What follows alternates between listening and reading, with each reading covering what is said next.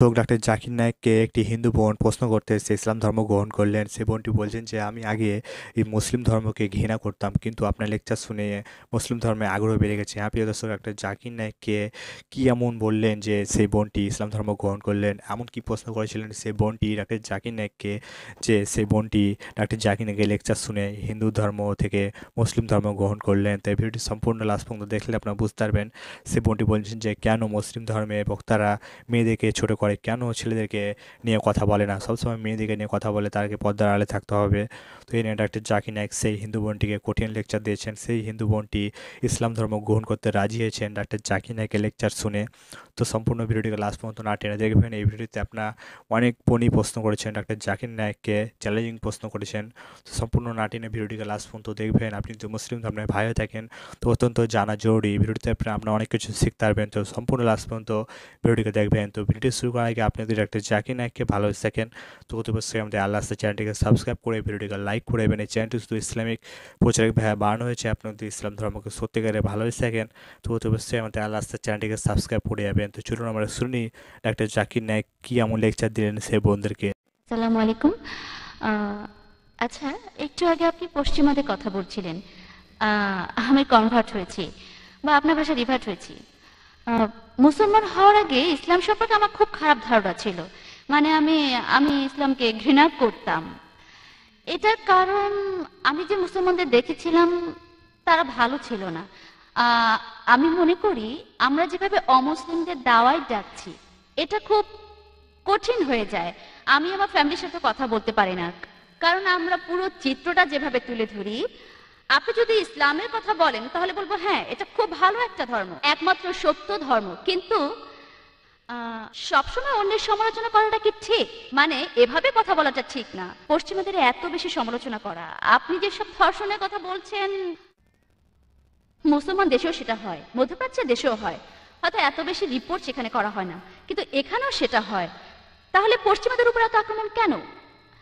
আহ, এবং আরেকটা ব্যাপার হলো মহিলাদের। আপনি বললেন যে অমুসলিমরা বলে যে ইসলামে মহিলাদেরকে ছোট করে দেখে। কোরআনে অনেক কথা বলা হয়েছে পুরুষ এবং মহিলাদের সম্পর্কে, কিন্তু পুরুষদের সম্পর্কে যেগুলো বলা হয়েছে সেগুলোকে সবাই এড়িয়ে যাচ্ছে। আর মহিলাদের জন্য যা কিছু বলা হচ্ছে সেগুলোকে সবাই খুব কড়াকড়িভাবে দেখছে। আপনি একটু আগে বললেন গুণী স্বামী এবং গুণী স্ত্রীর কথা, কিন্তু আমি যখন বিভিন্ন বই পড়ি সেখানে লেখা থাকে শুধু গুণবতী স্ত্রীর কথা, আর শুধু বলা হচ্ছে মহিলাদের কি কি করা উচিত। এমনটা কেন হচ্ছে? জনসংখ্যার দিক থেকে বলতে গেলে পৃথিবীতে প্রায় প্রতি 4 জনের মধ্যেই একজন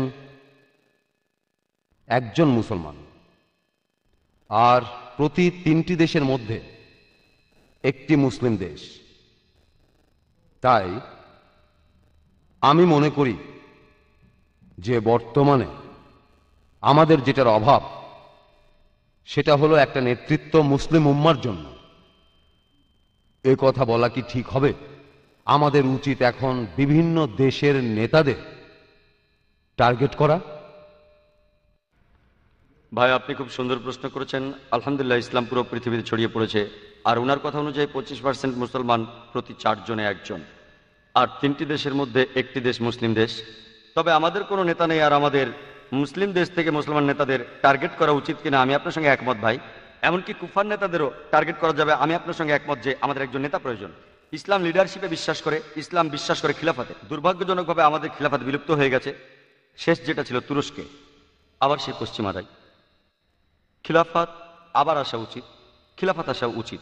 ইসলাম খিলাফাতে বিশ্বাস করে, আর আমাদের একজন খলিফা থাকা উচিত। বেশ কিছু মানুষ তাদের সাধ্যমতো চেষ্টা চালাচ্ছে খিলাফাতকে আবার নতুন করে প্রতিষ্ঠা করার জন্য। আল্লাহ সুবহানাহু ওয়া তাআলা তাদের শক্তি আর হেদায়েত দিন, আর তারা তাদের কাজ করে যাচ্ছে। অনেকেই বিভিন্ন দেশের নেতাদেরকে বোঝানোর চেষ্টা করে যাচ্ছে, বিশেষ করে মুসলিম দেশগুলোতে তারা সাধ্যমতো চেষ্টা করছে। আমরা দোয়া করি যে আল্লাহ সুবহানাহু ওয়া তাআলা একজন নেতা দিন মুসলিম উম্মার জন্য, যিনি আমাদের নেতৃত্ব দেবেন। নেতা থাকলে আলহামদুলিল্লাহ আমরা অনেক কিছু করতে পারবো। তাই ইসলাম নেতৃত্বের কথা বলে, আর আমাদের নেতা খুঁজে বের করতে হবে একজন ভালো নেতা যিনি কোরআন ও সুন্নাহ মেনে চলেন। দুর্ভাগ্যজনকভাবে আজকের দিনে মুসলমান দেশগুলোর বেশিরভাগই তারা কোরআন এবং সুন্নাহ মেনে কাজ করেন না। মানুষ তাই খুঁজছে কে হবেন সে নেতা।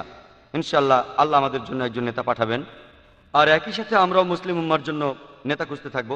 যখনই কোনো মুসলিম নেতা আসেন, অমুসলিমরা তাকে ছোট করার চেষ্টা করে, তারা তাদের মতোই কাজ করছে। তাই আমরাও আমাদের জন্য নেতা খুঁজতে থাকবো, এমনকি কোরআনের অন্য নির্দেশও মানতে পারি, কুফার নেতাদেরকেও টার্গেট করতে পারি, দুটো কাজে একসাথে করতে পারি। আমি আপনার সঙ্গে একমত যে নেতা দরকার এই মুসলিম উম্মার জন্য।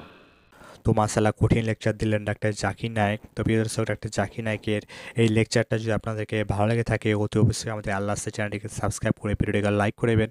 আর হ্যাঁ, এই চ্যানেলটি শুধু ইসলামিক প্রচারে বানানো হয়েছে। আপনারা যদি ইসলাম ধর্মকে এগিয়ে নিয়ে যেতে চান, আপনারা যদি ভালোবাসেন, তো অতি অবশ্যই চ্যানেলটিকে সাবস্ক্রাইব করে ভিডিওটিকে বেশি বেশি করে শেয়ার করে দেবেন, আমাদের মা বোনদেরকে দেখার সুযোগ করে দেবেন। তো দেখা হবে নতুন একটি ভিডিওর সাথে।